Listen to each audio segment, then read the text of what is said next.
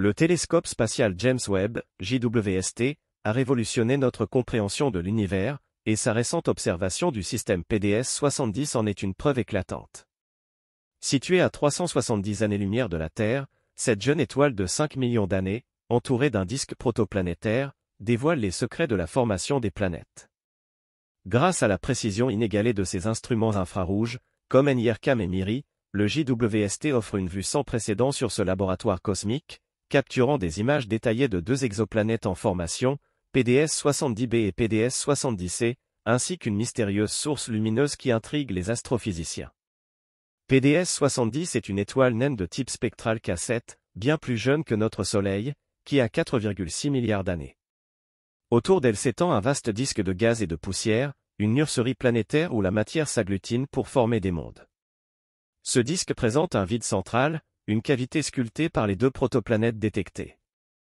PDS 70b et PDS 70c, géantes gazeuses en pleine croissance, absorbent les matériaux environnants, un phénomène rare à observer directement. Cette découverte est cruciale pour la planétologie, car elle permet d'étudier les mécanismes de l'accrétion planétaire, un processus qui a donné naissance à notre propre système solaire il y a des milliards d'années. L'un des aspects les plus fascinants de cette observation est la détection d'une source lumineuse faible et non résolue dans le disque protoplanétaire. Les chercheurs émettent plusieurs hypothèses. Pourrait-il s'agir d'une troisième planète en formation, encore plus jeune que ses voisines? Ou bien d'un bras spiralé de gaz et de sculpté par des interactions gravitationnelles? Pour trancher, des analyses supplémentaires avec les instruments avancés du JWST sont prévues.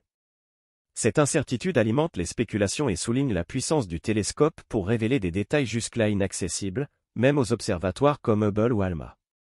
NIRCam capture les émissions proches de l'étoile, tandis que MIRI explore les régions plus froides et éloignées du disque.